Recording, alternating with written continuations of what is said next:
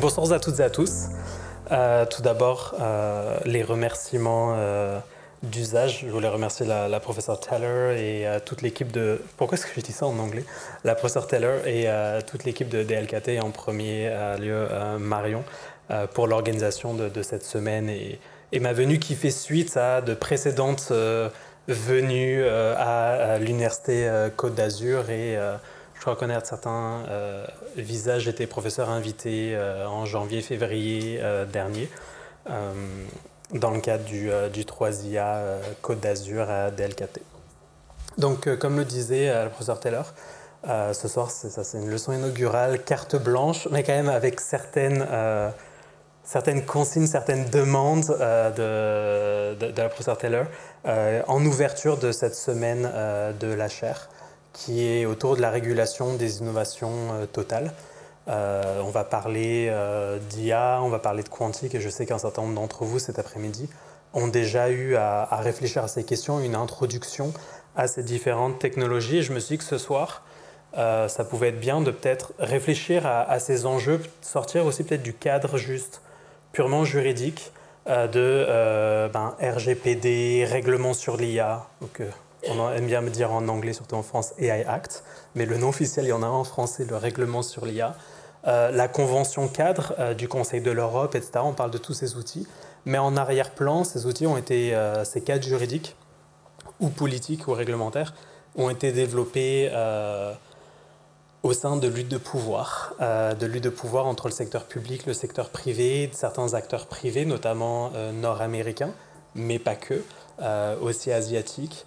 Des luttes géopolitiques, avec notamment au Conseil de l'Europe, pour ceux qui ne sont pas au courant, les États-Unis, avec le soutien du Canada, qui ont un peu écarté, pas un peu, qui ont totalement écarté la société civile, le monde académique des processus de négociation de la convention cadre qui a été passée.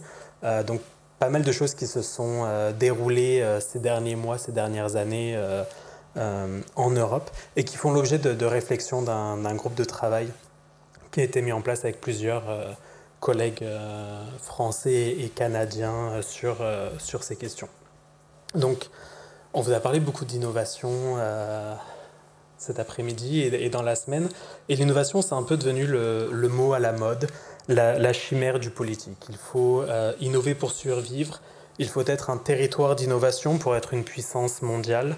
Et dans l'économie globalisée du XXIe siècle, la compétition sur les marchés concurrentiels et de manière relative le bien-être du consommateur se ferait par cette innovation, par le fameux cycle de la destruction créative théorisé par Joseph Schumpeter. Et l'innovation est aussi au centre de toutes les attentions, notamment celle des décideurs publics. Le lien entre l'innovation et le progrès économique, mais également social et culturel, semble présenter un caractère certain pour les politiques. Et l'OCDE, notamment dans son manuel d'Oslo, le présente comme étant un caractère névralgique du progrès de la société, du progrès économique. Et donc la semaine de la chaire que nous avons organisée avec la professeure Teller s'articule autour de la question de la régulation de ces innovations, de ces progrès techniques, technologiques, sociétaux, notamment des innovations dites totales, de rupture, qui annoncent une nouvelle ère, ou du moins qui se veulent annonciatrices d'une autre ère. Comme par exemple le quantique, est-ce que ça change vraiment les choses ou pas? C'est ce dont on va parler cette semaine. On entend aussi un refrain presque constant, selon lequel le droit doit s'adapter pour répondre aux défis du XXIe siècle. Certains semblent convaincus que l'absence de loi suffisamment spécifique, de réglementation correspondante, rend les gouvernements impuissants face aux puissants intérêts des entreprises, laissant les choix de conception critiques se développer au coup par coup entre les mains de ces acteurs du secteur privé. D'autres nous disent qu'on ne peut réguler tant qu'on ne sait pas ce que cela va devenir, au risque d'étouffer l'innovation, les découvertes qui pourraient améliorer le bien public, passant sous silence que les dites innovations peuvent aussi avoir des effets néfastes pour la société et qu'on devrait peut-être se prévenir de ces risques. Et simultanément, de manière totalement contradictoire, d'autres affirment que l'absence de politique claire étouffe l'innovation, notamment en matière d'intelligence artificielle. Donc vous avez beaucoup de discours sur ces régulations de l'innovation, des différentes approches, des différentes techniques selon les juridictions, selon les temps.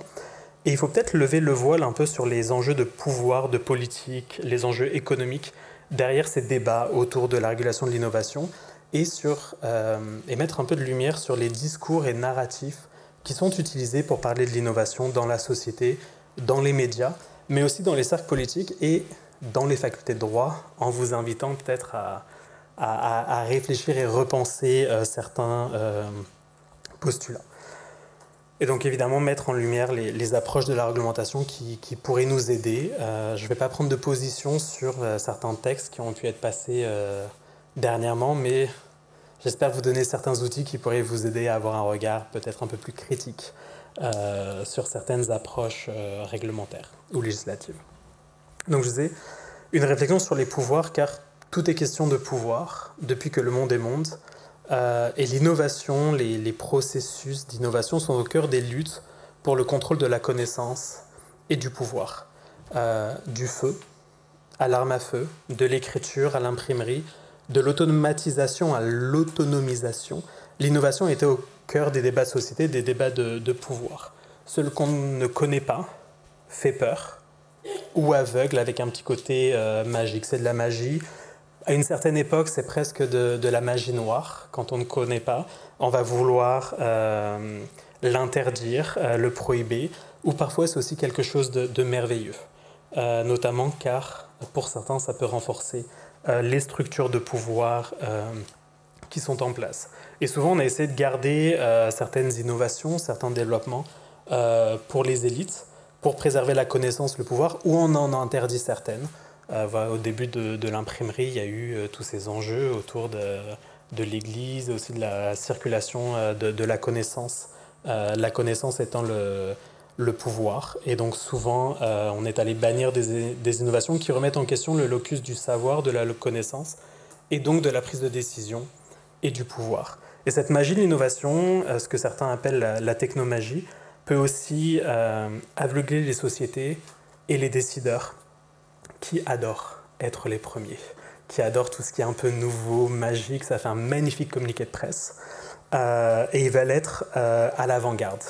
Mais de l'autre côté, quand on a ce petit côté magique, et où la réalité de la technologie n'est pas vraiment diffusée en masse, elle est gardée à l'intérieur de certains cercles de connaissances, on y reviendra, ben, ce petit côté magique, ça offre aussi l'opportunité à certaines personnes d'en tirer profit, que ce soit des petites fraudes à des actions politiques ou à des prises de pouvoir et une réorientation des agendas politiques ou géopolitiques.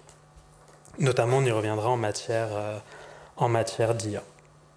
Aujourd'hui, on est dans un monde numérique et les enjeux de pouvoir y sont essentiels. Avec l'une de mes collègues, Elisabeth Dubois, on avait écrit avant la pandémie, et les gens nous ont pris un peu pour des fous, mais je pense que l'histoire nous a donné raison, que la citoyenneté était devenue numérique, que nous vivions dans un contexte numérique et non entre un monde physique et un monde numérique. Certains d'ailleurs sont souvent tentés de dire le monde réel et le monde numérique, qui est très imprégné d'une fantasmagorie technologique qui amène à vouloir tout repenser, tout recréer, et juste sur les importances des mots qu'on utilise, sur l'importance des mots qu'on utilise en droit ou en sciences politiques, cette distinction monde réel, monde numérique, elle est très importante. C'est comme si on pouvait passer d'un univers à l'autre, que ce qui était en ligne, c'était pas vraiment réel. On pouvait donc créer des régimes juridiques particuliers, sui generis, ça nous affecte pas beaucoup. C'est vrai que les femmes, les minorités visibles, les journalistes et pourtant même les politiques sont bien placés pour voir que ça ne les affecte pas du tout, notamment sur les réseaux sociaux avec les campagnes de haine qui sont organisées, etc. Et souvent, c'est ces personnes-là qui sont les premières cibles, avec des conséquences bien réelles dans le monde réel, dans le monde physique. Donc il y a vraiment une fusion des deux. Et aujourd'hui, toutes les expériences et expressions de la vie civique et politique sont influencées d'une manière ou d'une autre par les technologies numériques. que vous utilisez une application mobile pour écouter un podcast d'information, vous connecter à votre profil bancaire en ligne, commander de la nourriture, vous connecter aux autres via les médias sociaux, et vous choisissez vos médias sociaux, surtout en ce moment, il y a pas mal de débats, avec vos collègues, vos amis, votre famille. La vie de la plupart des gens est nécessairement numérique à un certain degré. Et même pour ceux qui choisissent de ne pas utiliser les technologies numériques. Vous entendez beaucoup de gens dire « Ah non, moi je vis une vie déconnectée, loin de tout ça ». C'est pas possible. Même pour ceux qui n'y ont pas l'accès, parce qu'il y a encore beaucoup de monde au jour d'aujourd'hui, y compris dans le nord global, qui n'y ont pas l'accès, les ressources ou les compétences nécessaires pour utiliser ces outils, les gouvernements et d'autres institutions utilisent ces technologies numériques, souvent développées par le secteur privé, d'une manière qui a un impact pour tout le monde. Par exemple, même si vous êtes non connecté, vous habitez au milieu du Larzac ou au fin fond du Nord canadien, pour faire un discours qui parle à tout le monde ce soir dans la salle, que ce soit de l'évaluation des prestations gouvernementales, le système judiciaire, les offres financières par les entreprises, le design des routes, comment vous pouvez vous rendre d'un point A à un point B, tout ça c'est aujourd'hui décidé par des algorithmes. Tout ça est contrôlé par ces systèmes. On pourrait dire que la citoyenneté est numérique depuis des décennies, et pourtant, de nombreux acteurs de la société, groupes de société civile, gouvernements, organisations journalistiques et systèmes juridiques s'efforcent de suivre l'évolution des moyens par lesquels les individus peuvent exercer leur citoyenneté au sens sociologique, non juridique du terme, au sens civique du terme. Et regarde aussi les effets de l'utilisation accrue des outils numériques et des questions relatives à ce qui est techniquement possible et surtout éthiquement souhaitable, ce qui est souhaitable pour notre société. Avec des vies qui sont gouvernées par les algorithmes, ça pose un certain nombre de questions. Les systèmes d'IA, tout en promettant des avantages considérables, ils ajoutent aussi aux défis auxquels sont confrontés nos sociétés modernes, les citoyens, les citoyennes et les cadres juridiques. Souvent régis par des algorithmes... Pardon, je vais boire un peu. Si pour ma défense, je suis malade, si je ne fais pas de sens ce soir, c'est à cause de tous les Doliprane que votre cher professeur au premier rang m'a donné.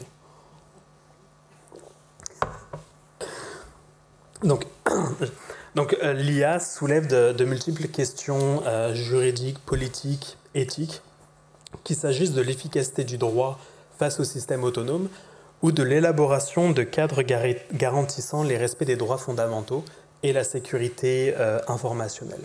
L'économie des plateformes et la délégation de certaines fonctions gouvernementales à des algorithmes et donc à des acteurs privés entraînent également un transfert du pouvoir vers de nouvelles structures qui échappent au contrôle des cadres de gouvernance habituels et des cadres de responsabilité existants et mettre au premier plan les préoccupations des gens autour de ces nouveaux gouverneurs. C'est ma collègue Kate Cloney qui parlait ça, on est en termes de plateforme des big tech.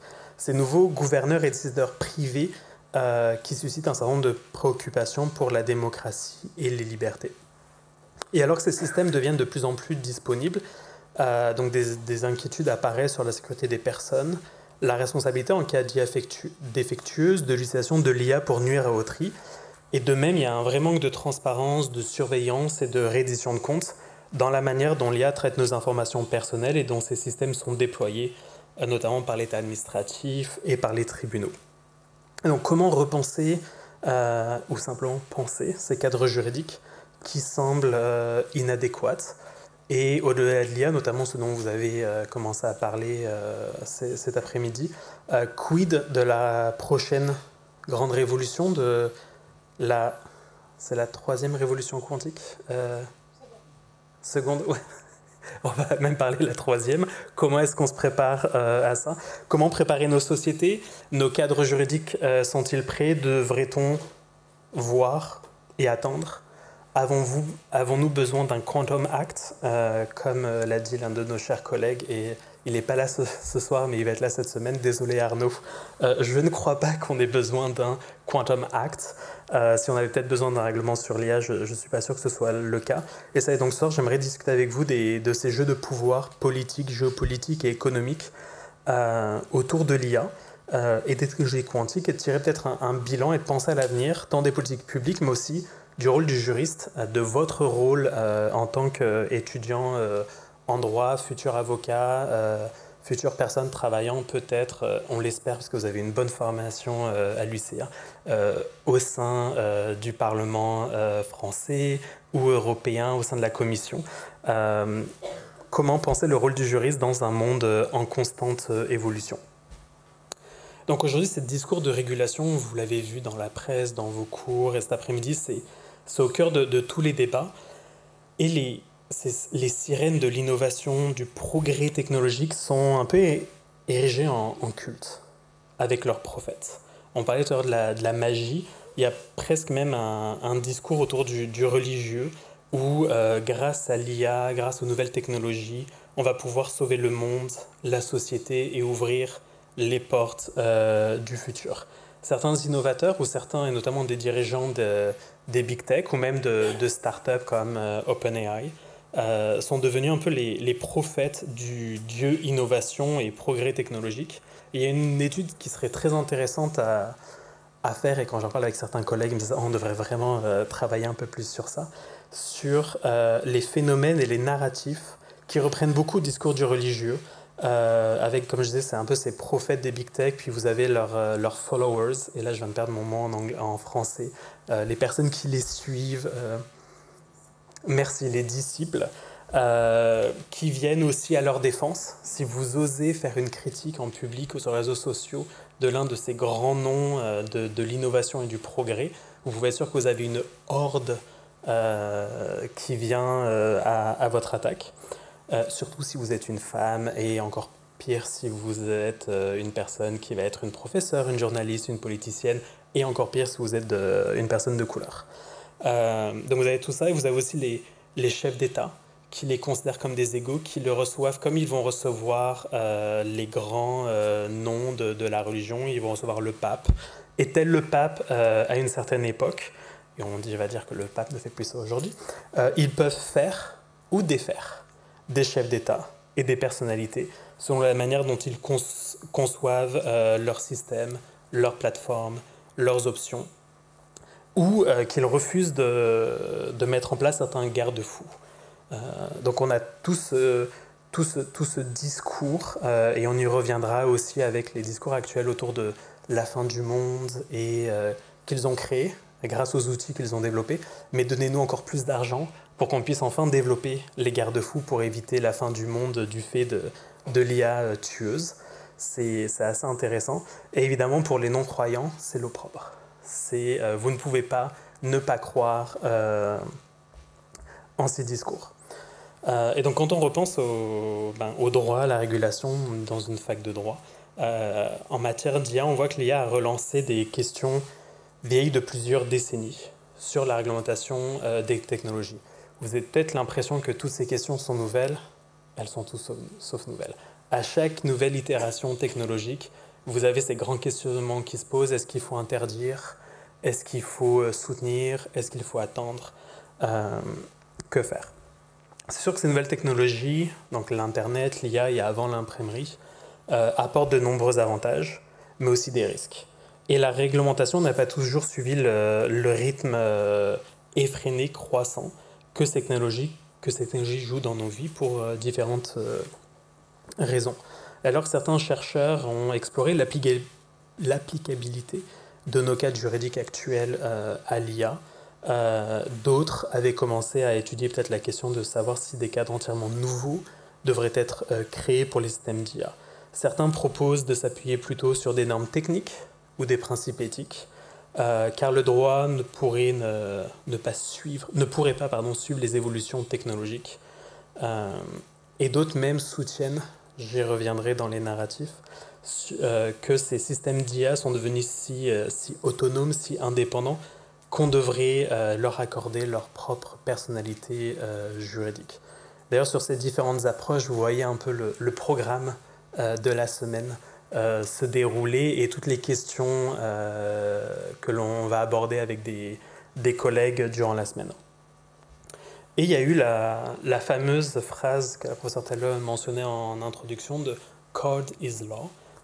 Donc selon une certaine approche technocentrique, y compris cypherpunk, donc autour des technologies de la blockchain, etc., la technologie est destinée à se développer en dehors de tout contrôle centralisé, en dehors de toute régulation étatique. En d'autres termes, le numérique, et notamment il y a eu la déclaration des cypherpunks, le manifeste des cypherpunks de Timothy May, puis après il y a eu la déclaration d'indépendance du cyberespace, donc toute une série de textes sur ces questions, où le numérique marquerait l'émergence d'un ordre sans droit, sans État, qui serait régulé uniquement par le code informatique. Et c'est ce qu'un certain nombre de personnes ont soutenu d'ailleurs en matière de blockchain.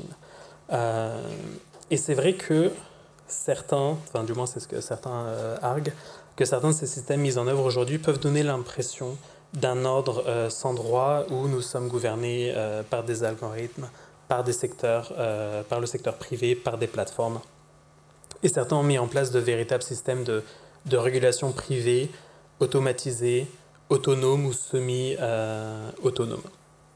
D'ailleurs, certains auteurs ont soutenu que, par exemple, avec le développement généralisé des blockchains, et j'en parle parce que c'est comme ça qu'on a commencé à parler ensemble avec la professeure Taylor, qui a énormément travaillé sur toutes les techs financières, les fintechs, etc. Certains ont soutenu que le déploiement généralisé, par exemple, des blockchains créait l'apparition d'une nouvelle branche de droit, la Lex Cryptographia, qui serait la prochaine étape dans la régulation, où donc vraiment les algorithmes pourraient prendre le pouvoir et autodécider de manière totalement neutre, parce que c'est bien connu, la technologie est neutre, les algorithmes sont neutres, ce n'est que du code. Parfois il y a des mauvaises données, mais la structure du code elle-même, elle est parfaite, c'est que de l'informatique. J'espère que vous aurez compris, vous aurez entendu le sarcasme dans ma voix. Donc selon eux, par exemple, en matière de blockchain sur Lex Cryptographia, ce serait la version ultime de Code is Law, donc le code et le droit, le code et la règle, qui aurait pour effet de faire passer la société du... on vit dans une société de la règle du droit, rule of law en anglais, à celui de la règle du code, the rule of code, et qu'on appelle en français l'état de droit, l'état du code.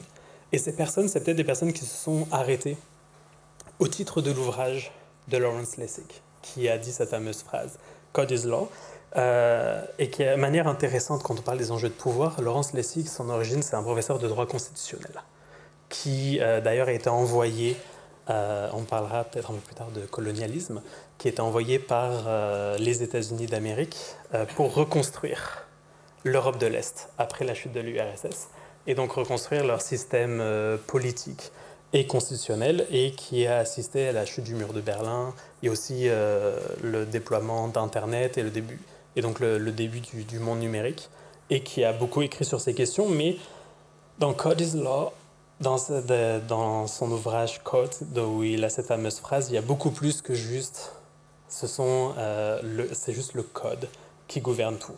En réalité, il parle de 4 forces de régulation qui sont tout aussi importantes l'une que l'autre, et que l'on voit présentement at play, en train de se développer en matière, je suis en train de perdre mon français, ça doit être la fatigue, sur la régulation de l'IA. Le premier, c'est le droit que vous connaissez, donc la législation, la réglementation, qui est l'une des principales et anciennes places de pouvoir où l'on peut contrôler ce qui va être autorisé ou interdit, forcer certains choix d'architecture, etc. Et vous pouvez interdire quelque chose qui fait peur et qui pourrait être néfaste pour la société. L'un des exemples, par exemple, c'est toute la cryptographie qui aujourd'hui entoure notre vie, tout de vos comptes en banque, vos cartes de paiement, aux feux de signalisation dans la rue, etc. Tout est géré et tout est protégé via ces algorithmes. qui pendant très longtemps était interdit d'utilisation par le civil, et quand le secteur privé même voulait utiliser ça, devait avoir des autorisations spéciales des ministères de l'Intérieur ou de l'armée dans les différentes juridictions, car ça faisait un peu peur que les gens puissent se sécuriser et se protéger, et aussi créer un voile d'obscurité vis-à-vis des États. Donc c'est l'une des forces. La deuxième, c'est l'architecture. Et donc dans le cadre du numérique, c'est le fameux code. Et là, beaucoup de personnes disent « Ah oui, c'est nouveau, c'est innovateur ». Non, puis d'ailleurs, il en parle dans son livre. Le fait que l'architecture, c'est une place de pouvoir pour la société, pour réguler et réglementer les comportements des personnes, ça n'a rien de nouveau. Et on est en France. La France est très au courant. Quand toutes les grandes villes ont été recréées, la manière dont les rues, notamment à Paris, ont été refaites, des grandes artères, etc., c'était un moyen de contrôler la population d'un point de vue de sécurité, mais aussi pour les manifestations et les démonstrations contre les monarques. C'est beaucoup plus difficile d'avoir un effet de masse quand vous êtes sur des avenues comme les Champs-Élysées que si vous êtes sur une petite impasse. Et donc c'est des manières que l'on a de gouverner la société, la manière dont on organise les entrées des bâtiments, les sorties. C'est étudier les plans de circulation, etc. Donc on sait que c'est tout sauf nouveau. Et quand on parle sur Internet, sur le code, on le sait aussi aujourd'hui, enfin du moins vous devriez le savoir, et je pense que vous l'avez vu en cours, ces choix d'architecture des plateformes, les choix de design, les fameux contact patterns, où vous êtes aiguillé dans vos choix de vie privée avec les fameux j'accepte, qui évidemment nous protègent tous. Toutes ces pop-up pour protéger notre vie privée fonctionnent tout à fait. Donc ça c'est la deuxième force. La troisième est le marché, et je dirais qu'aujourd'hui c'est peut-être la force la plus importante, c'est tous les enjeux d'écosystème. Et qui a le pouvoir, qui vend des services. Et on en parle en matière d'IA, mais aussi en matière de quantique.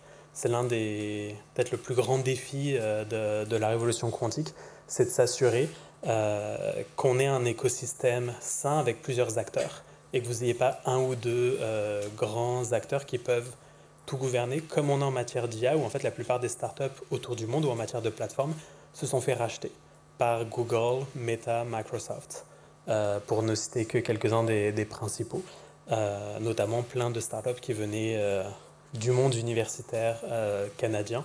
Donc il y a des vrais enjeux de pouvoir, ou Meta qui a racheté tellement d'entreprises, ou Google, tellement d'entreprises des réseaux sociaux, ou de jeunes apps, de jeunes pousses d'applications, pour les tuer, pour pas que ça vienne faire concurrence à WhatsApp, Instagram, et qui puissent dominer le monde de l'échange et informationnel. Et la quatrième force de régulation, c'est la société, avec ce que la société accepte ou n'accepte pas. Les choix de valeurs, une certaine morale. Et c'est là que sur cette force, et qu'on voit vraiment des choses arriver en ce moment, c'est là que l'importance des narratifs, c'est là que les narratifs sont vraiment importants, avec un peu les guerres de religion et d'approches technologiques.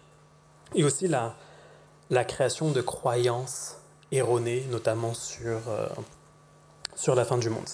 Et aujourd'hui, si nous disposons d'outils de puissants systèmes autonomes, derrière ces algorithmes, derrière ces choix d'architecture, se trouvent des humains qui les créent.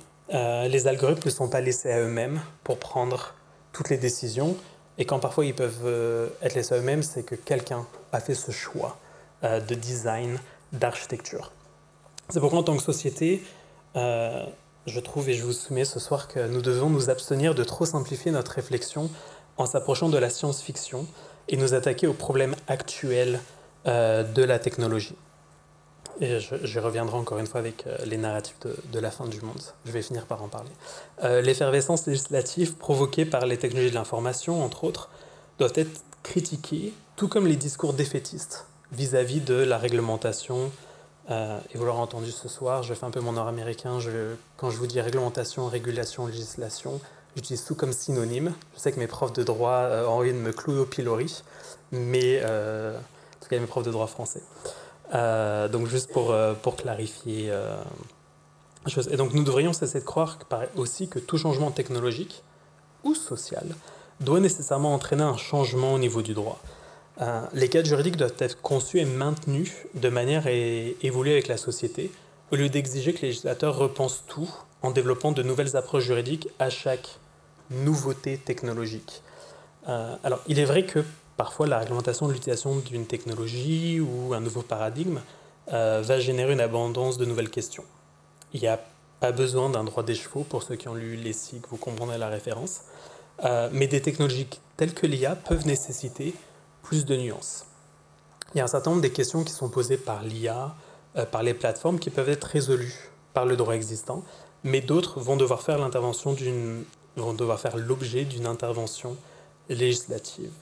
Et très souvent, cette intervention, en réalité, elle est nécessaire lorsque les règles de droit sont élaborées de manière trop restrictive et en ne regardant que l'utilisation d'un support particulier. Notamment, on a eu beaucoup de choses qui ont été développées pour le support papier au niveau de la documentation, de la signature.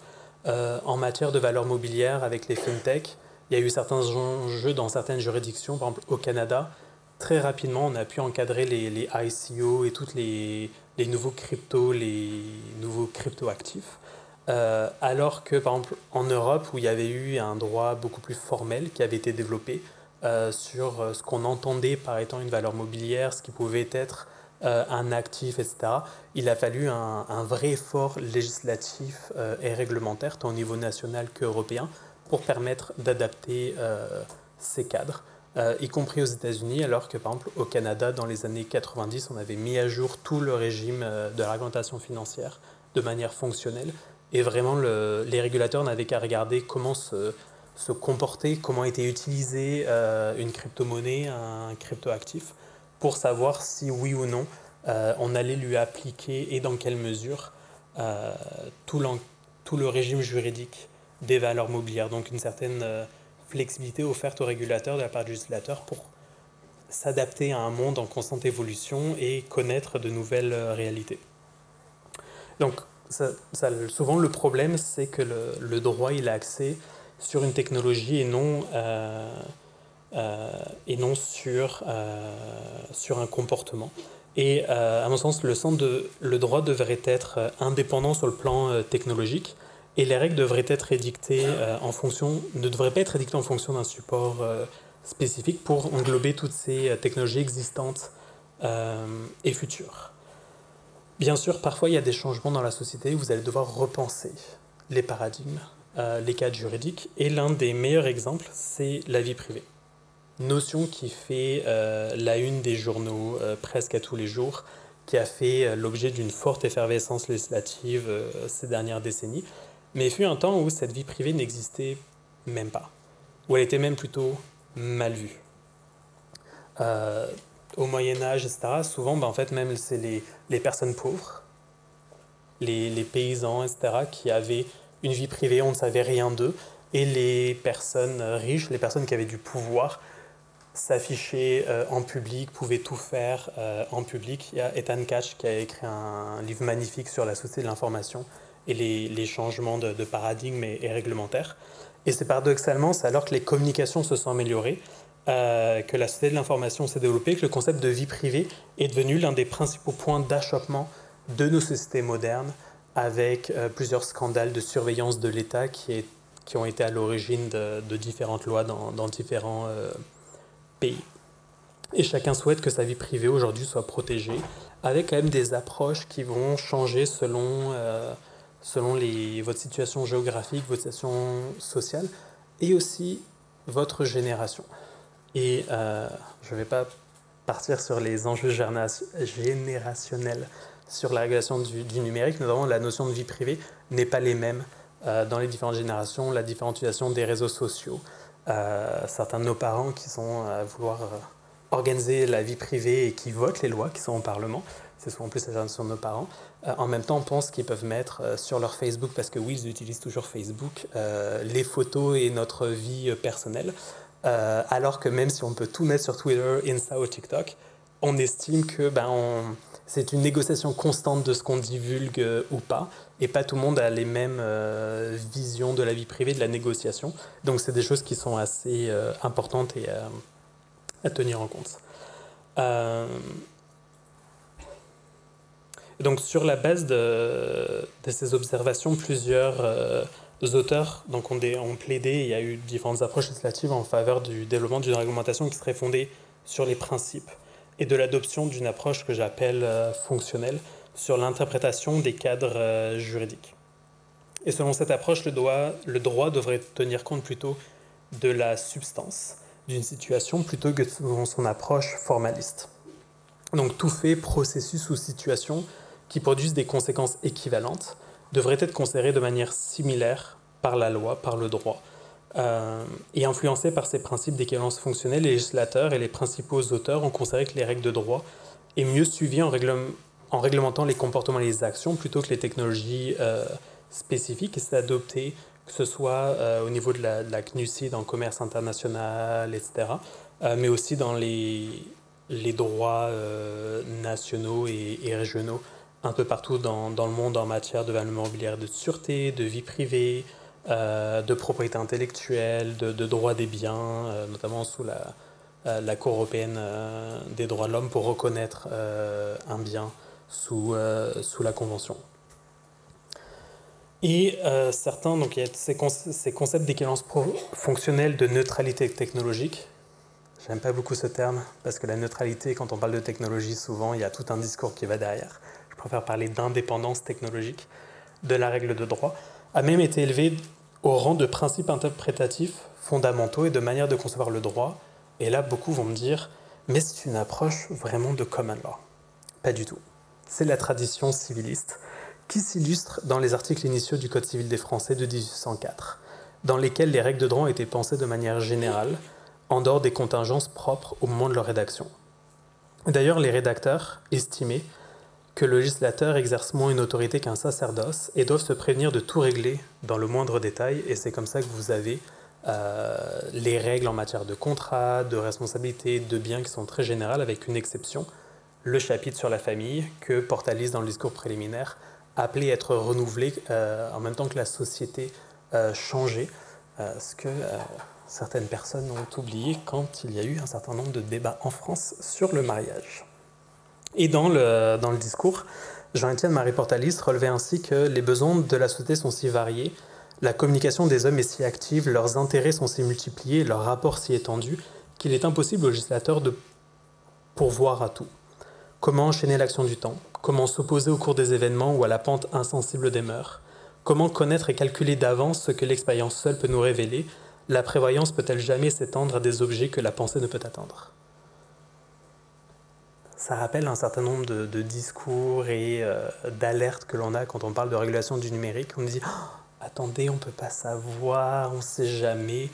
Il y a une manière de concevoir le droit, d'approcher le droit et notamment les cadres de responsabilité, où le législateur est alors invité à poser les pierres de l'édifice en prenant le temps nécessaire à la réflexion. Il doit rechercher la rationner de sa construction législative pour proposer des principes dans lesquels la société peut évoluer.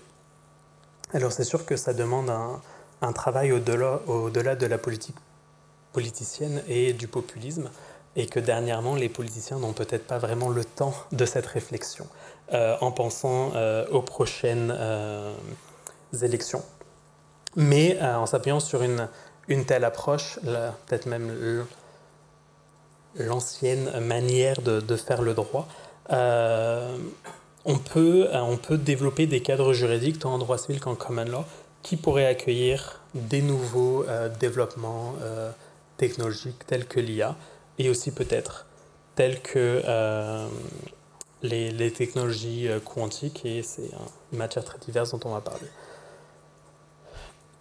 Dans le même temps, parfois vous avez des changements de paradigme. Je vous en parlais sur la société de l'information et en matière d'automatisation, on a le même cas où le droit ne peut pas tout comprendre de l'IA, parfois parce que les cadres ont été élaborés à une époque différente, mais aussi parfois parce qu'ils doivent être rééquilibrés au vu des importants déséquilibres de pouvoir créés par les systèmes d'État. Comme on a rééquilibré le droit à la protection des consommateurs dans l'Union européenne au regard des déséquilibres importants dans le commerce électronique. On a toujours du mal au Canada, même si la Cour suprême est en train de repenser la protection des consommateurs. Mais donc, parfois, on a ce genre de choses. Et l'important, c'est que les cadres juridiques fournissent des garanties appropriées et sont appliqués à des algorithmes de plus en plus sophistiqués et autonomes, dont les comportements peuvent être imprévisibles, ce que Ryan Carlo appelait l'émergence. Néanmoins, il n'y a pas besoin de toujours tout réinventer, on n'a pas toujours besoin d'une nouvelle loi. Je vous disais que parfois les politiciens avaient peut-être travaillé un peu trop dans l'urgence, ne prenaient pas le temps de la réflexion. C'est aussi qu'aujourd'hui, le droit est devenu un peu un outil marketing. Avec des législateurs qui tentent de répondre à la pression sociale, soit pour préserver des situations de pouvoir établies qui sont menacées par des changements, soit pour répondre aux sirènes de l'innovation et du progrès technologique érigé en culte avec les prophètes, dont je vous parlais tout à l'heure. Et certaines critiques sur l'inadéquation des règles, il faut des nouvelles règles de droit, des nouvelles lois, sont aussi le fruit de ces luttes de pouvoir et de narratif dont je vous parlais un peu plus tôt, qui visent à consolider certains pouvoirs. Quand les gens disent que l'on n'a pas d'encadrement de l'IA, tant qu'on ne passe pas un règlement sur l'IA, le AI Act, on a les mêmes discours au Canada, ou qu'il n'y a par exemple aucun encadrement des technologies, des plateformes de l'IA au Canada.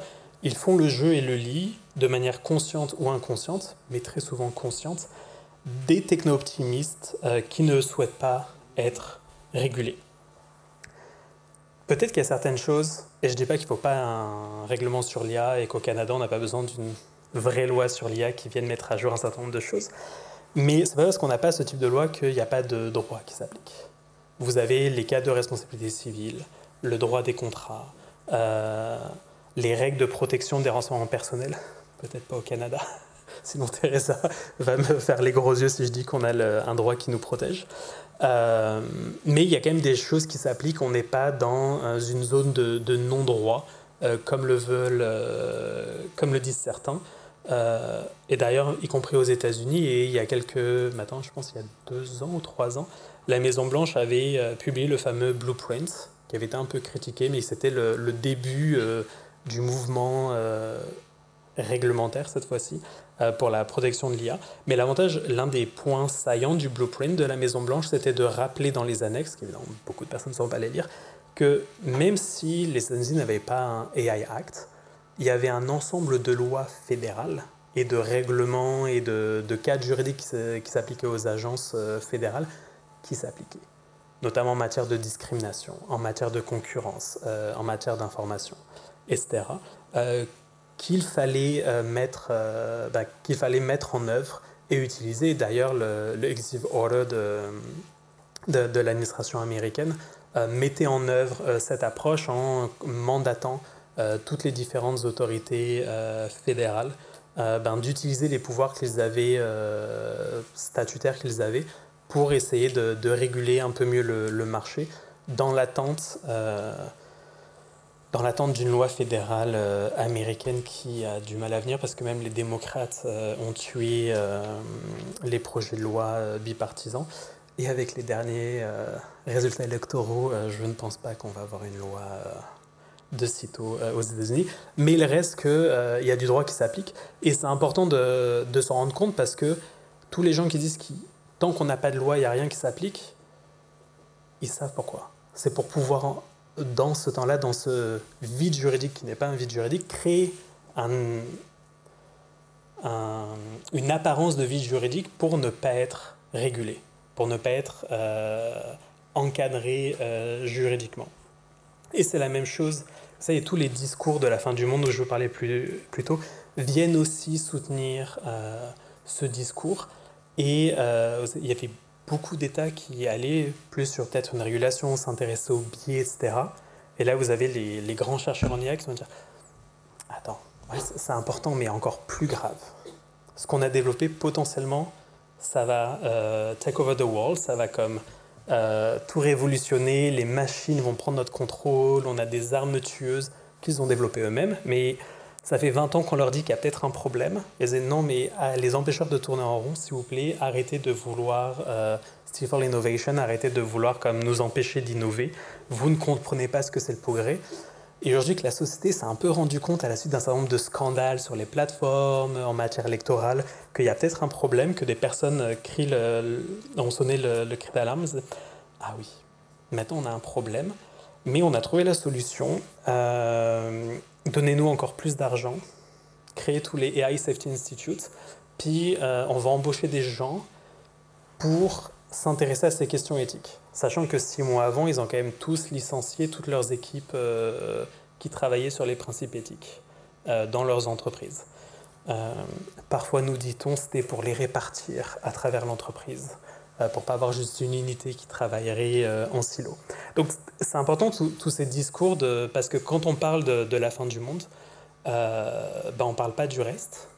Et d'un seul coup, on va les s'intéresser, on va les mettre l'argent sur ce type de recherche et pas sur les questions en matière de biais, de protection des enfants, de protection des femmes, des journalistes en ligne.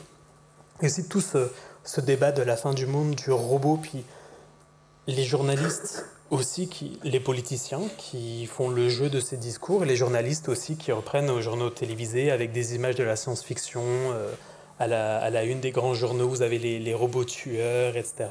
Donc vous avez toute cette logique de l'anthropomorphisme qui se développe avec l'idée de la personnalité, de la magie, alors que dernièrement, on a vu aussi tout le coût humain et le coût environnemental de ces technologies, avec notamment les fameuses boutiques, les épiceries totalement automatisées de Amazon, où en réalité vous avez des personnes en Inde, au Pakistan, en Indonésie, qui regardent les gens sur les caméras et qui loguent les achats et qui font donc le processing intelligent de vos achats, en fait réalisés par des êtres humains à l'autre bout du monde, payés des piécettes.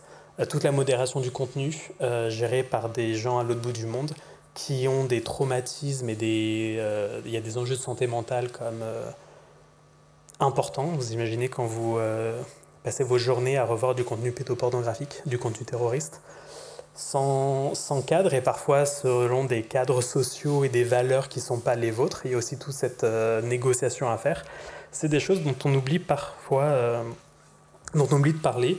Et ne soyons pas naïfs, tout ce discours de fin du monde, de l'IA consciente, c'est pour des raisons économiques, pour renforcer les pouvoirs et surtout pour se dédouaner d'une responsabilité. Et notamment, c'est ce qui va avec tout le discours de l'IA qui aurait sa propre personnalité. Et on l'a même entendu devant le Parlement européen qui avait passé une résolution il y a quelques années sur la personnalité des robots. Et c'est une question qu'on a depuis l'introduction des systèmes automatisés et autonomes, bien avant l'IA. Leur classification dans les ontologies juridiques ont fait l'objet de débats depuis au moins les années 90, si ce n'est avant. Et déjà dans les années 90, certains auteurs avaient proposé d'accorder leur personnalité aux systèmes autonomes, aux ordinateurs notamment qui faisaient le e-commerce entre les entreprises, etc. Arguant que la morale ne voudrait que les contrôleurs et les développeurs ne soient pas liés par des obligations qu'ils n'ont pas choisies par eux-mêmes. Et d'autres auteurs ont proposé, à l'opposé, l'approche du mandat, de la délégation, que l'on connaît bien en common law ou en droit civil, pour classer ces machines dans l'ontologie juridique, ignorant alors la machine dans le processus, de sorte que le message, la décision ou l'action de l'ordinateur soit en fait considéré comme venant de son contrôleur humain ou de la corporation de l'entreprise qui est derrière. Et c'est cette dernière règle qui a été choisie en 1996 par la Commission des Nations Unies pour le droit du commerce international et qui a influencé toute la manière dont on a conçu le droit du numérique, le droit du commerce électronique à l'époque, où ça s'appelait le droit du commerce électronique. Et c'était mis en œuvre en matière de contrats, notamment où on a mis en place le droit du mandat. Et donc quand vous faites vos commandes en ligne, quand vous cliquez sur une app, j'accepte, etc., on ignore le fait que c'était une app, que vous avez signé un contrat à la main, etc.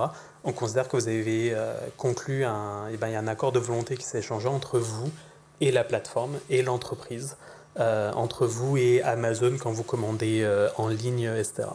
Et les frénésies actuelles autour de l'IA, depuis un certain nombre d'années, ça donnait lieu à toute une sorte de spéculation sur l'avenir de l'IA et donc la montée en puissance de la superintelligence, avec un engouement médiatique généré notamment par les annonces de l'industrie qui est à blâmer, comme en 2017, je ne sais pas si vous vous souvenez, il y a eu l'humanoïde Sophia, qui avait été présentée comme étant pleinement consciente et qui s'était vue accorder la citoyenneté par l'Arabie Saoudite.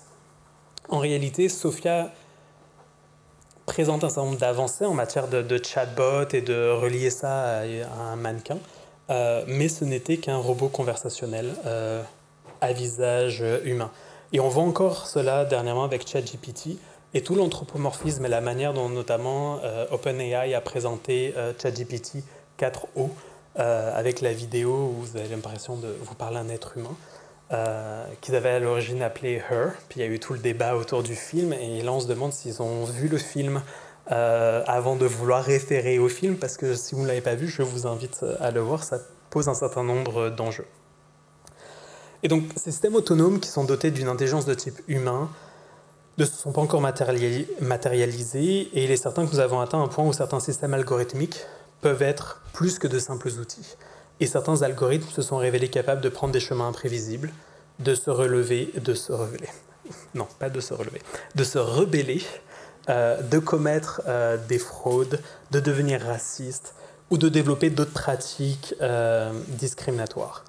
Et bien que l'intelligence accrue de ces agents puisse susciter certaines inquiétudes, il faut bien considérer que le cadre actuel offre une structure cohérente et résiliente. On va dire, mais on n'avait pas prévu ça.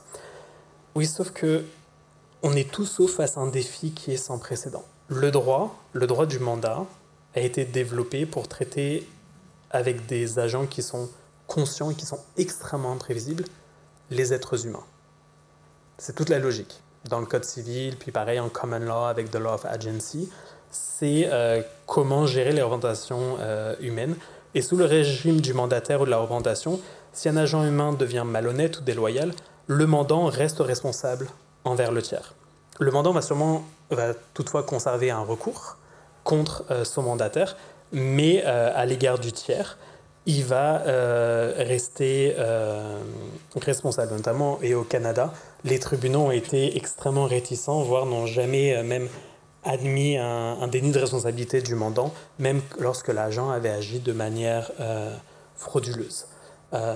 Et donc, en définitive, je vous ai en introduction, certains sortaient des grands principes de morale, de justice sociale. À mon sens, les principes de justice sociale exigent que le contrôleur qui a décidé d'impliquer une machine en soit tenu pour responsable. Quelqu'un doit être responsable, dans tous les cas. Cela ne devrait pas être une machine sans patrimoine, parce que c'est tout l'intérêt aussi de pourquoi est-ce qu'ils veulent déresponsabiliser. C'est une question de patrimoine, de recours collectif. Et en outre, il est difficile de voir un raisonnement moral ou juridique qui fournirait une plus grande protection en vertu de la loi à un mandant face à un système autonome que face à un agent humain.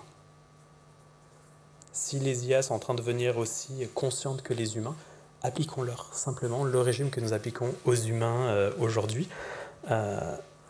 Et donc, les développeurs restent totalement responsables. Et évidemment, comme je disais, c'est l'industrie qui est très favorable et qui pousse cet octroi d'une personnalité afin de réduire leur responsabilité et de décharger l'obligation de responsabilité, l'obligation de rendre des comptes sur les utilisateurs ou sur les personnes qui déploient ces outils sans vraiment s'en connaître. Donc à mon sens, cette approche du mandant aussi favoriserait une sorte de responsabilité algorithmique et montre aussi dans ces discours qu'il faut faire attention en tant que juriste sur les différents narratifs qui sont développés et de se dire qu'il n'y a pas besoin toujours de créer, par exemple ici on n'a pas besoin de créer un nouveau sujet de droit ou un nouvel objet de droit. On a déjà traité ces phénomènes dans le passé et donc il ne faut pas succomber aux sirènes de la technomagie, du technosolutionnisme ou du technodoom. Et c'est un peu ce qu'on voit arriver avec les technologies quantiques ces dernières années, ou du moins ces derniers mois. Et donc certains d'entre vous ont eu le bénéfice d'avoir une présentation plus étoffée sur qu'est-ce que les technologies quantiques. Malheureusement, je n'ai pas le temps ce soir, sinon on est parti sur 3 heures. Mais avec Tina Baker, qui là, on a écrit un très long papier qui explique pour les juristes les différents types de technologies, que ce soit l'informatique quantique, les matériaux quantiques, les communications quantiques et les capteurs quantiques.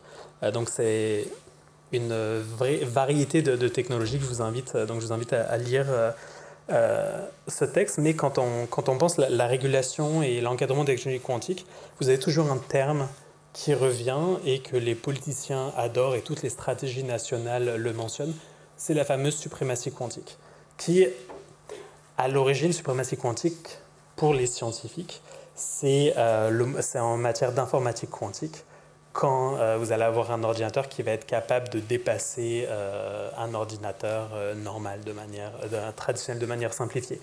Mais dans le discours des politiques publiques, la suprématie quantique, c'est bien autre chose. On s'arrête sur le mot suprématie, c'est le moment où on va pouvoir dominer le monde, dominer les autres. C'est un terme qui implique d'ailleurs, pour un certain nombre de populations à travers le monde, c'est le langage de la violence, du colonialisme et du racisme, et c'est ce qu'on voit en ce moment avec les luttes entre la Chine, les États-Unis, l'Union européenne et le Canada qui arrivent au milieu. Et même dans l'Union européenne, il y a un certain nombre de débats au sein des États membres. Et donc, il faut avoir conscience du pouvoir des mots et de la nécessité de modifier les approches en matière de politique publique. Et d'ailleurs, il y a un certain nombre de scientifiques qui ont appelé à ce qu'on change le discours et qu'on parle plutôt d'avantage quantique, qui est la réalité technique du terme, plutôt que de rester avec ce mot de suprématie qui est vraiment resté ancré dans l'imaginaire des décideurs publics et qui maintenant veulent soutenir juste ça. Et l'idée, c'est let's take over the world, notamment parce qu'il y a des enjeux sur briser tous les algorithmes de cryptographie pour l'État ou la société qui seraient les premiers à avoir un ordinateur quantique assez puissant pour faire cela. Et donc voilà, c'est des luttes qui sont assez problématiques, qui engendrent des discours de peur, qui vont souvent aller avec certains financements, et aussi un repli des pays entre eux. Et la technologie quantique annonce une nouvelle ère d'innovation qui va sûrement être passionnante. Et il y a de nombreux pays qui ont reconnu ce potentiel des technologies, qui s'efforcent d'en tirer parti pour faire progresser la société, en mettant néanmoins souvent l'accent sur l'économie. Toutefois, malgré ces efforts déployés par les pays, il y en a de nombreux qui sont aveuglés par l'attrait d'être le premier encore. Cette course à l'innovation motivée par l'avidité politique et les stratégies nationales quantiques reflètent cet état d'esprit de l'innovation d'abord. Normalement, pour être un leader national, pour être un leader mondial, il n'est pas toujours nécessaire d'être le premier à réaliser des innovations marquantes, même si cet aspect revêt certainement une valeur nationale importante. Au contraire, et c'est un point qu'on soumet, qu'on développe avec Tina Decker, c'est que les nations qui réussiront le mieux dans l'écosystème quantique mondial seront sûrement celles qui abordent la politique quantique de manière holistique et qui travaillent ensemble de manière collaborative. Et notamment, c'est ce que tentent de faire la France et le Canada. Et pour le moment, les scientifiques arrivent à plus travailler ensemble sans avoir trop les politiques qui viennent faire de la politique politicienne. Et donc, c'est ça, travailler ensemble, pas avoir ces guerres, cette course à la suprématie entre les pays devient importante. Et les politiques nationales en matière de technologie quantique devraient aussi impliquer une approche qui est fondée sur les risques, qui considère les technologies quantiques de manière objective et intègre des considérations qui soient sociétales et éthiques parallèlement aux objectifs d'innovation. Et une approche réductionniste serait, à notre sens, assez préjudiciable sur l'avenir de l'écosystème. Et l'idée un peu, c'est d'essayer de ne pas refaire avec le quantique ce qu'on a fait avec l'IA. Il y a 20-30 ans, on nous a dit non, mais tous les trucs d'IA générative et tout, ça va jamais vraiment exister, il faut pas vous en occuper, essayez pas de prévoir des cadres juridiques ou politiques ou de faire de la littératie en avance pour la société. On est très très loin de ça. Et quand c'est enfin arrivé, par exemple, McKinsey, le cabinet de conseil préféré des Français, mais aussi des Canadiens, avait fait un rapport il y a 3 ou 4 ans en disant que l'IA générative, c'était pas avant 10 ans. Bon, 1 an plus tard, nous avions ChatGPT. Mais ça, c'est important de prévoir à l'avance, et c'est ce dont on a besoin en matière quantique, d'essayer d'imaginer ce qui peut arriver. Et c'est sûr que le chemin à parcourir pour réglementer les technologies quantiques est long. Il va falloir créer un écosystème digne de confiance, avec une approche coopérative qui est impérative dans le cadre de ces technologies, à la fois en raison de leur ambiguïté, des implications négatives d'une course mondiale, à l'approche, à contre-courant donc des approches actuelles, avec souvent des discours autour de la sécurité nationale, de l'IA, de la défense. On en parlera encore cette semaine. Et aussi, quand on parle de ça, de cette course, on se concentre que sur certains aspects. Pas sur les enjeux de société, encore une fois, pas sur les enjeux environnementaux, en matière de gaz, de matériaux, les matériaux quantiques selon où est-ce qu'ils se retrouvent dans la nature, dans la nourriture, etc. Et aussi, il y a plusieurs types de technologies quantiques. On se concentre souvent sur l'informatique quantique dans les discours parce que c'est ce qui fait peur et c'est ce qui amène l'argent. Mais il y a plein d'autres choses qui sont très intéressantes, notamment en matière de communication quantique, les futurs des capteurs, mais qui peuvent aussi faire un peu peur en matière de vie privée. Donc c'est le genre de choses à laquelle il faut réfléchir. Aujourd'hui, c'est vrai que la course quantique actuelle rappelle un peu les premières heures de l'engouement pour l'IA, durant lesquelles les gouvernements ont donné la priorité au financement de la recherche et du développement, à n'importe quel prix ou presque, pour prendre la tête, le lead mondial. Et des années plus tard, après plusieurs scandales, on revient un peu en arrière. La communauté internationale envisage désormais une plus grande coopération.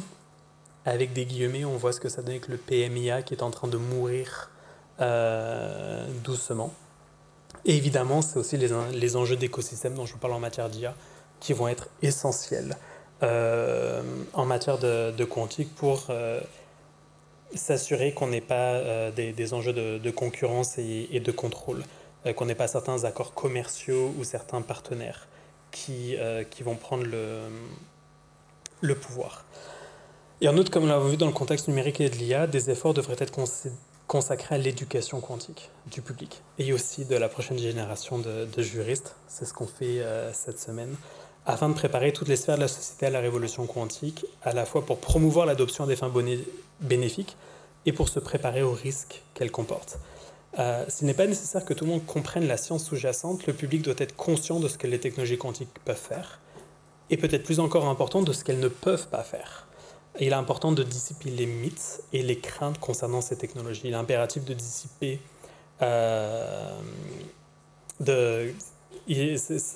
ça coïncide aussi avec le fait qu'il va falloir aider le public à comprendre, par exemple, ses droits, ses pouvoirs, ses privilèges dans le paysage quantique.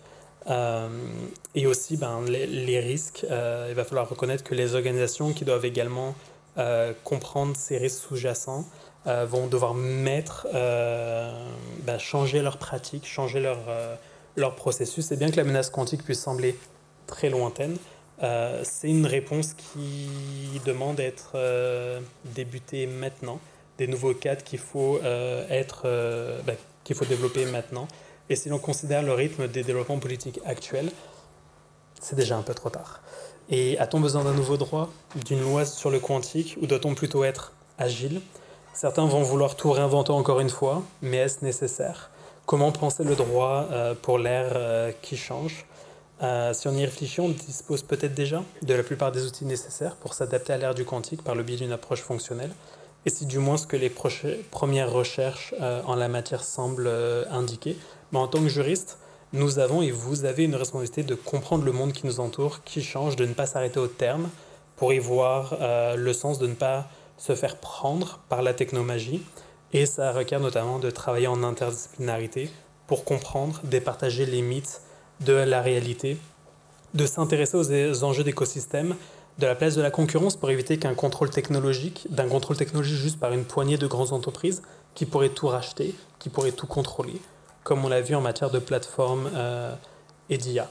Alors nous n'avons pas encore de prophètes, qu'ils soient vrais, qu'ils soient des charlatans du quantique, mais cela ne va pas tarder. Et d'ailleurs, le monde de la cosmétique française s'en est chargé pour nous avec les crèmes quantiques, que je sais Virginia adore.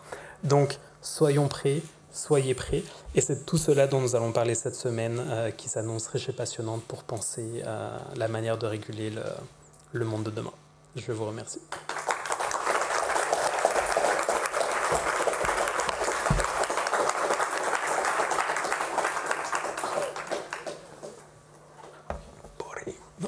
qu'il y a des questions, des commentaires, des objections?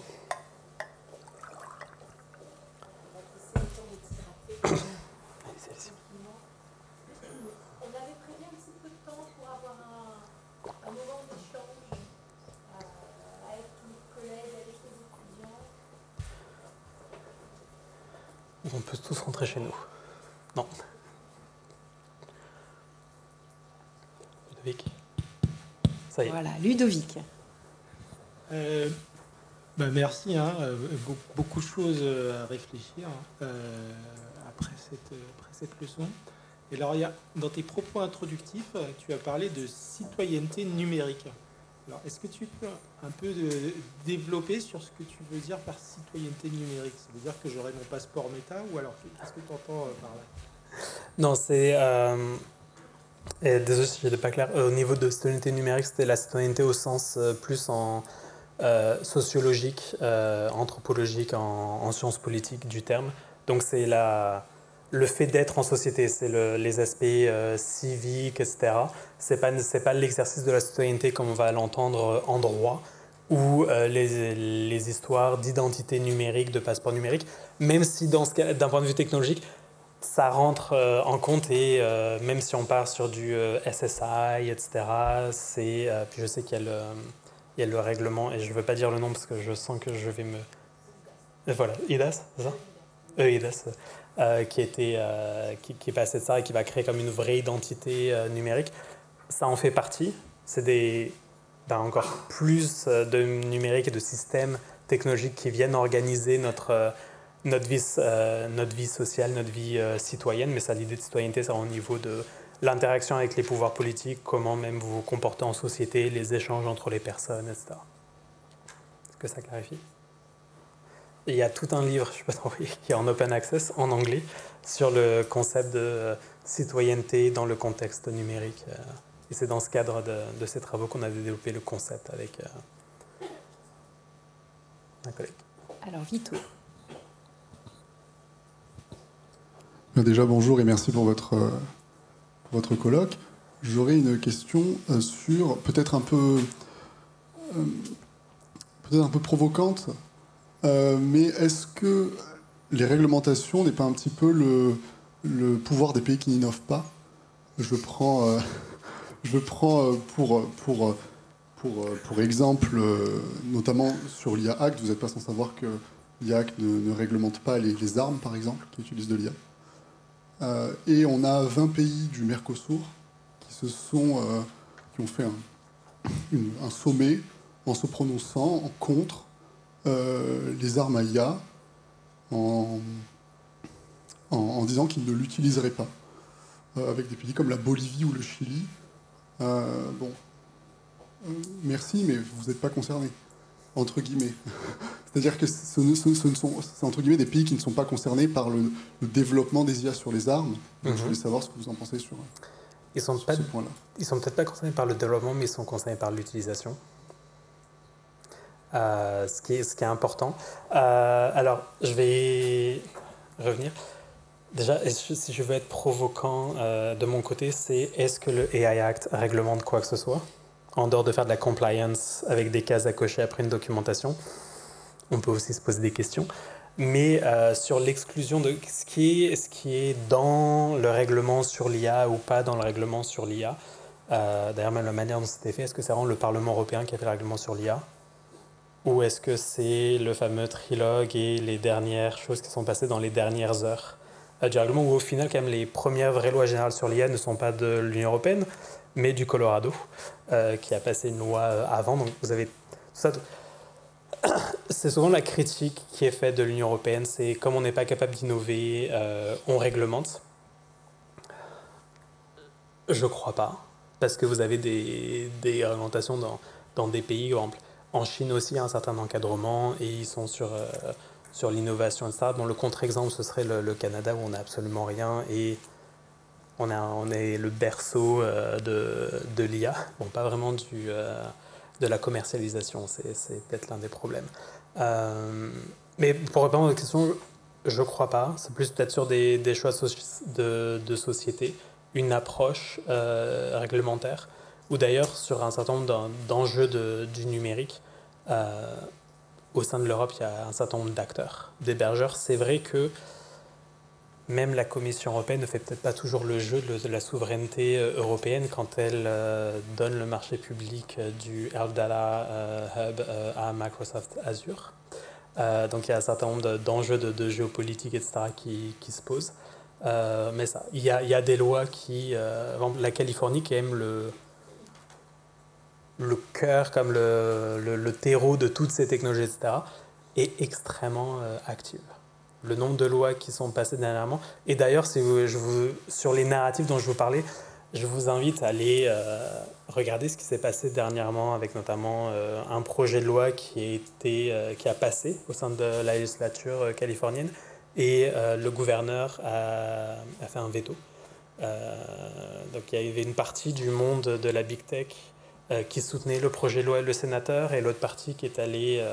derrière aussi comme mettre à mal le résultat d'un processus démocratique. Donc c'est plus sur ces enjeux-là gérés de modèles de société, où peut-être la Californie d'ailleurs est plus proche dans une certaine vision du monde numérique que l'Union européenne, que vraiment le côté de l'innovation. C'est plus, je pense, à un choix de valeur, c'est vraiment le Texas. Puis si vous regardez la semaine dernière, vous voyez aussi des décisions différentes au niveau des grands électeurs. Alors, Julie. Merci beaucoup. Je m'en passerai très volontiers, merci. Merci Florian pour cette très belle présentation. J'ai 3 questions et peut-être une remarque. Je vais commencer par la remarque. Je comprends de la substance de ton propos un appel à revenir aux fondamentaux du droit.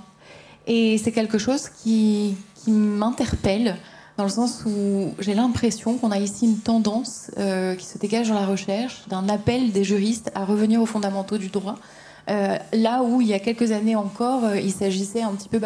comme le commandait le législateur, d'intervenir et de créer de nouveaux droits, de nouveaux textes, de nouvelles dispositions. Donc ça, c'était juste une remarque parce que vraiment, je trouve ça assez frappant sur les dernières années qui viennent de s'écouler, le changement un petit peu de paradigme, pour reprendre l'expression, des juristes sur la question. Alors, je ne sais pas si tu es d'accord avec ça, mais en tout cas, c'est une tendance que j'ai tendance personnellement à remarquer. Pour enchaîner les questions, première question, tu dis, certains disent qu'il faut faire reposer la régulation sur les normes techniques, car le droit finalement ne serait pas efficient. Je paraphrase, mais je crois que c'était ton idée. Et pourtant, on voit la tendance selon laquelle les législateurs eux-mêmes, par la standardisation, souhaitent s'appuyer sur les dispositifs techniques. Et alors, est-ce que, à ton sens, ce serait le signe d'un aveu d'échec du droit? Peut-être que... Non, mais je veux juste prendre des notes. Mais je ne vais pas les enchaîner, peut-être. Je te laisse répondre. Parce que j'ai presque déjà oublié la première question. La première question, c'était sur la tendance des juristes à revenir aux fondamentaux du droit. C'était plus une observation qu'une question. Je ne sais pas si tu partages ou si tu ne partages pas. Mais... je peux revenir sur ça. Je suis tout à fait d'accord avec toi. Puis c'est Jacques Comaille, tout à l'heure, j'ai oublié, qui parlait du marketing législatif. Et j'ai lu cette phrase au début de ma thèse. J'étais comme, oh mon Dieu, c'est exactement ce qui se passe. Et notamment, c'est avec et là je parle mon français, l'État-providence. Oui, c'est ça. C'est l'État-providence, on est vraiment parti sur de l'intervention pour... c'est un moment où il fallait changer la société, où on voulait rebalancer, et c'est encore des luttes de pouvoir. C'était comme rééquilibrer la société qui était hiérarchique, etc., pour rebalancer un peu tout. On a eu besoin d'interventions législatives. Et après, c'est parce que souvent, on aime, puis y compris en France, on aime avoir la petite boîte qui existe. Mais parfois, on oublie qu'il y a des boîtes très générales qui existent et qui fonctionnent très bien. C'est comme ça que c'était pensé. Mais comme au début des contrats électroniques, du commerce électronique, l'un des grands enjeux dans plein de pays, y compris au Canada, c'est que les codes civils ou les lois étaient prévus pour la signature, c'est quoi? C'est tu signes avec un stylo bleu, il ne faut pas que ce soit la même couleur, etc., pour t'authentifier. Alors qu'on sait très bien que c'est encore plus facile de frauder une signature à la main qu'une signature électronique et tout, mais il y a eu tous ces enjeux jusqu'à ce qu'on vienne repenser les cadres et qu'on retourne aux anciens cadres en matière de contrat. Et parfois, il y a des gens, il y a aussi toute la logique du positivisme, kelsenienne, qui a d'ailleurs été mal compris et interprété, et la manière dont c'est enseigné. Il y a une raison pour laquelle j'ai quitté les facs de droit françaises pour aller faire mon doctorat. Donc ça peut être enseigné, ça fait partie de ça aussi, il faut respecter la règle de la loi. S'il n'y a pas le mot, on ne voit pas contrat intelligent, d'ailleurs smart contract on dit en France, dans le code civil, donc le code civil peut pas s'appliquer. Un contrat en droit civil français, québécois, en common law, c'est un accord de volonté, quelle que soit la forme. D'ailleurs, c'est ce qu'on nous dit tous dans notre première heure de fac de droit en France, c'est quand vous allez à la boulangerie acheter votre baguette, c'est un contrat qui se forme. Il n'y a pas eu besoin d'avoir un écrit, si tu, comme ça avec ta boulangère, ton boulanger, ou avec un smart contract, s'il y a un accord de volonté qui se forme, il y a un contrat. Et donc c'est aussi une manière de, je pense, il y a une vraie évolution dans la manière dans les facs de droit français, dans la manière dont c'est enseigné, dont c'est pensé, que je vois en 10 ans et en ayant un regard des soeurs, et maintenant en venant très souvent en France, parce que quand même l'art de vivre français, c'est un peu plus sympathique. Qu'on voit, il y a une vraie évolution. Ta deuxième question. Deuxième question, c'était est-ce que le fait que le législateur européen en particulier s'appuie sur la standardisation technique, oui, comme un peu un modus operandi à travers tous ces derniers règlements, est-ce que c'est un aveu d'échec du droit? Alors, est-ce que c'est un aveu d'échec du droit, ou est-ce que c'est une victoire du technocrate ou du lobby industriel sur le Parlement européen, sur la Commission européenne? C'est comme la question de monsieur, ça dépend comment tu poses. Et la manière de poser la question, c'est aussi, ça indique un biais, mais je pense qu'il était aussi provocateur. Et je ne dis pas qu'il faut tout mettre dans la loi, et on ne peut pas. Il y a des choses qui sont... les standards techniques existent depuis des années et qui sont à mettre dans des standards techniques, puis j'imagine qu'on va en parler aussi vendredi après-midi dans le cadre du colloque. Mais il y a des limites et il y a des enjeux. Le premier, c'est tout ne peut pas être standardisé. Je suis désolé, mais la standardisation des droits fondamentaux, des droits de la personne, ça me pose un peu un problème de comment est-ce que même comme vous mettez 3 juges français ou même vous prenez la Cour de justice ou la Cour européenne des droits de l'homme, vous n'en avez pas un seul qui est vraiment d'accord sur la course, un consensus, j'ai un peu du mal à voir comment est-ce qu'on peut standardiser. L'autre problème en matière, puis on est dans une fac de droit, on a les principes de nul n'est censé ignorer la loi, l'accès au droit, etc. Les standards, c'est compliqué et surtout ça coûte une fortune à lire. Donc ça pose aussi un problème quand vous déléguez tout à la standardisation technique auquel les citoyennes et les citoyens ne peuvent pas accéder. Il y a des enjeux de démocratie et d'accès au droit qui me semblent assez problématiques. Donc plutôt c'est un échec de la transparence démocratique et c'est ça, que plus un échec de la loi. Merci. Alors je me retourne vers le maître du temps. Est-ce qu'il est possible de faire encore 2 questions? Ou une sera suffisante? Ou est-ce qu'il y a d'autres questions qui... Est-ce qu'il y aura d'autres questions? Ok, alors j'en fais une dernière.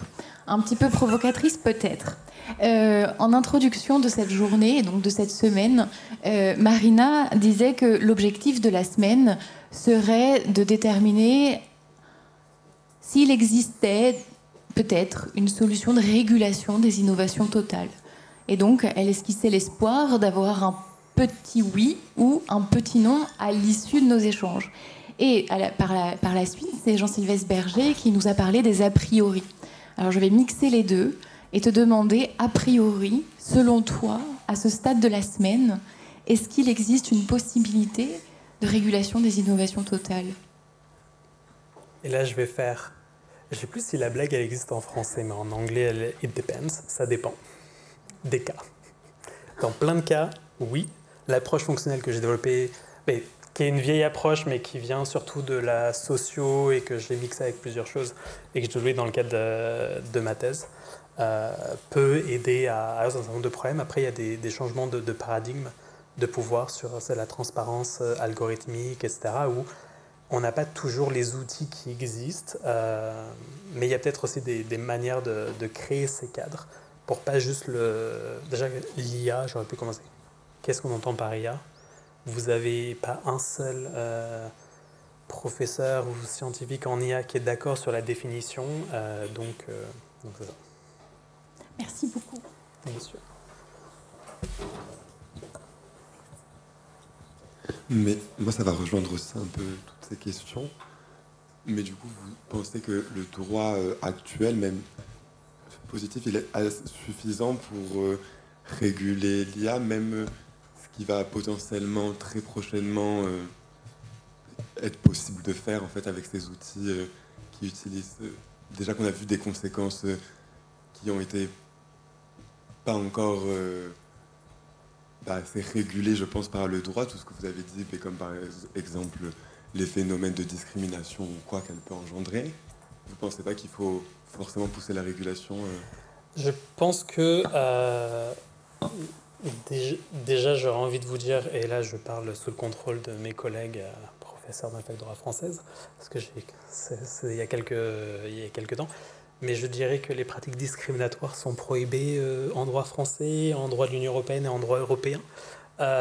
Donc souvent le problème, c'est un problème probatoire en matière d'IA.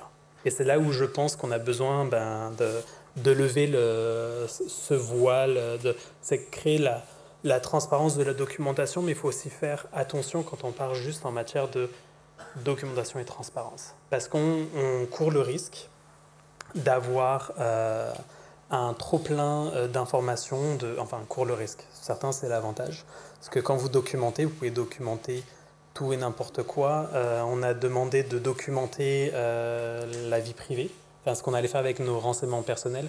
Je ne suis pas sûr que ça ait réellement amélioré, en tout cas dans les pays qui sont encore juste sur le consentement, la protection de notre vie privée. Donc il faut faire attention et avoir aussi d'autres outils qui permettent de rééquilibrer cette asymétrie informationnelle.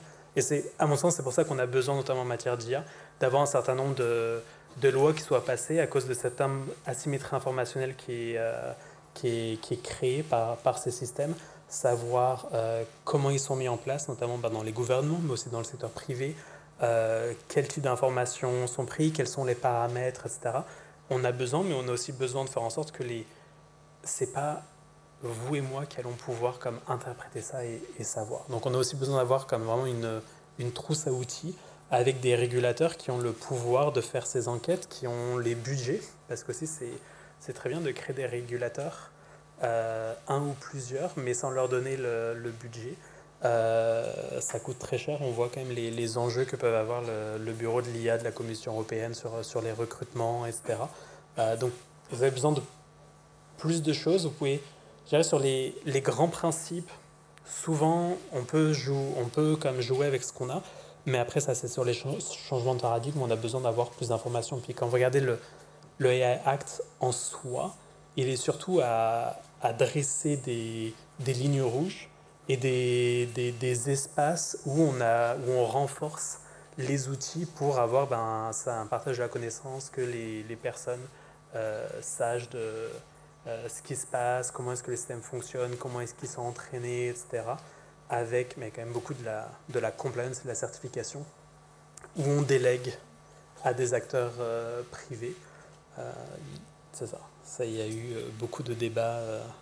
Déjà, où on reprend certaines formules du RGPD qui pourtant ont été extrêmement critiquées dans leur mise en œuvre et sur leur efficacité et efficience.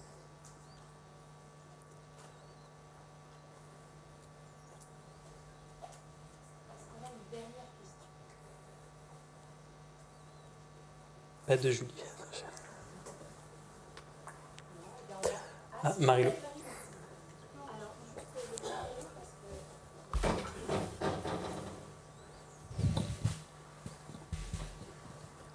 Merci beaucoup Florian pour ton intervention très, très brillante et puis pour avoir contextualisé beaucoup de choses avec des parallèles entre différents pays. C'est toujours très passionnant de t'écouter.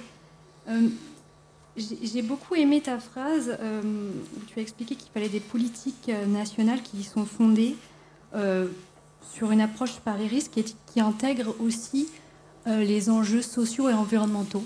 Et c'est vrai que ce sont souvent les grands oubliés de la régulation. Tu nous as donné les exemples de Amazon, des modérateurs de contenu. Et de protection de l'enfance aussi. Et c'est souvent des enjeux qu'on commence maintenant à aborder. Mais ma question, ça va être comment les prendre en compte, comment les mesurer. Autant on arrive à mesurer d'un point de vue économique avec le droit de la concurrence les effets, autant les effets économiques, autant les effets sociaux et environnementaux. Comment les prendre en compte, et est-ce que tu penses qu'il est nécessaire de développer de nouveaux droits, peut-être, pour les citoyens? Comment réarmer aussi ces citoyens face à des enjeux de pouvoir avec des sociétés numériques, enfin des économies numériques et des sociétés qui prennent de plus en plus de pouvoir? Merci pour ces questions extrêmement simples en fin de journée. Déjà sur le premier point, c'est souvent, quand on voit même dans les analyses de grilles d'impact et tout, déjà c'est demander un travail faramineux d'avoir les droits de la personne, d'avoir les individus être pris en compte dans les séances de développement. Puis je vous ai pas fait une demi-heure sur les lanceurs d'alerte, mais si vous voulez, je peux vous faire une demi-heure aussi sur la protection des lanceurs d'alerte dans le Big Tech, mais on pourra en reparler. Tu as tout ça sur comment réarmer les gens, c'est la transparence, les besoins et tout, mais aussi s'assurer que dans les analyses d'impact, on prenne en compte les droits collectifs, les communautés. Par exemple, au Canada aussi, les traditions autochtones, etc. C'est des choses qu'il faut, les enjeux environnementaux, les enjeux sociétaux, les enjeux systémiques sont à prendre en compte et sont souvent oubliés. Comment faire ça? C'est là où ça devient plus compliqué. Les analyses d'impact, je pense qu'on va avoir beaucoup de travaux sortir en matière d'IA, surtout avec le AI Act, etc. Mais on a vu aussi en matière de vie privée, de renseignement personnel, ou même en matière législative. Les législateurs, notamment dans l'Union européenne, ils sont obligés de soumettre leur analyse d'impact, etc., qui souvent oublie un peu la société. C'est très économique parce que c'est le marché intérieur. On m'a rappelé que non, la base légale, y compris du RGPD, etc., c'était 16, enfin 16, c'est 16.1 et 16.2. 16.2, c'est quand même sur la circulation des données dans le marché intérieur. Donc quand même toute la base du droit de l'Union européenne, ne l'oublions pas, c'est une base qui est économique. On a le même problème au Canada, où pour des raisons constitutionnelles, c'est des bases économiques, mais dans l'Union européenne, il y a un peu plus de droit à la personne, etc. Mais c'est des vrais enjeux, je n'ai pas de solution, mais c'est l'une des questions notamment en matière quantique, qui est très intéressante et sur laquelle on travaille avec Tina.